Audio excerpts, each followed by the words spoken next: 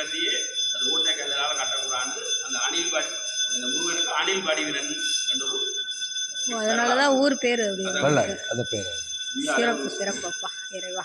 சன்மாஸ் குருக்கள் ஒரு பிராமணர் அவருக்கு கனகாலம் நான் ஐம்பொன்னில் செய்து வைக்கிறேன். எனக்கு ஒரு குழந்தை வேறன்னு கேட்டு அப்போ செய்தால் இங்கே இருந்து வண்ணார் பண்ணையில் கொண்டு ஒரு இன்னொரு பொற்கொள்ளர்கிட்ட கொடுக்குறார்.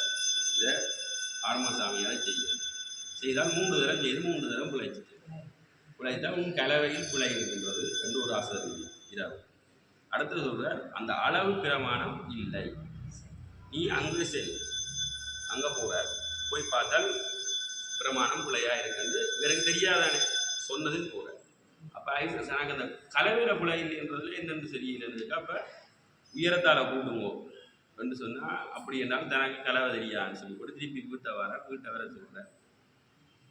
நீங்கள் குந்தி கொண்டு இருக்கிற இடம் நாங்கள் குந்தி இப்படி இருக்கிறது, குந்தி இப்படி கூட்டுக்காடு எப்படி இருந்தால் இந்த உச்சம் என்ற குடி இருக்கிறோம்.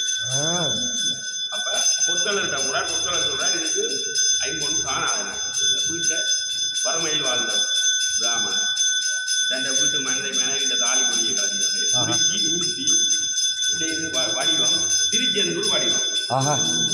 அப்படியே வந்து அந்த அதோட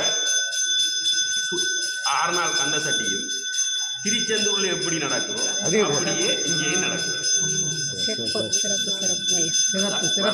இல்ல அந்த வேலை பார்க்கும்போது அது திருச்செந்தூர். கந்த சட்டி 6 நாளும் யாகம் இருக்கு.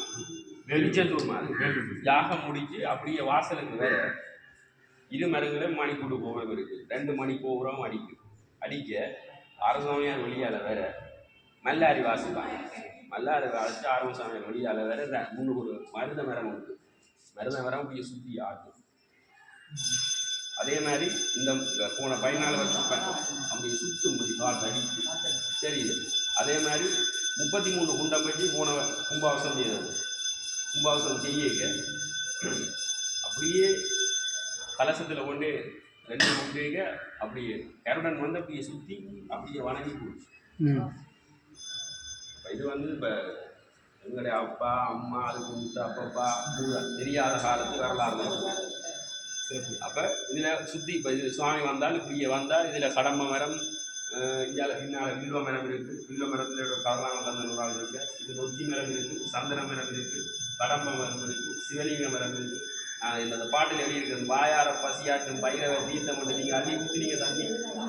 அந்த தண்ணியில் வந்து நீங்கள் எந்த டெஸ்ட் செய்தாலுமே எல்லாம் நியூட்ரலாக தான் இருக்குது, 0 வாசல்லாம். இதில் இருந்து அந்த கை முடிஞ்சால் கால் முடிஞ்சால் எடுத்து வந்து அந்த சரி 6 நாள் வந்து முழுகுவாங்க. 25 நாள் உற்சவ காலத்திலேயும் வந்து குளிப்பாங்க. குடிக்கிற தண்ணி எல்லாம் இங்கே வந்து எடுத்துகிட்டு போவாங்க. அது மருத்துவ நீர். அப்போ அந்த வரைக்கும் ஒரு பாட்டா அந்த பாட்டு எழுதினாங்க.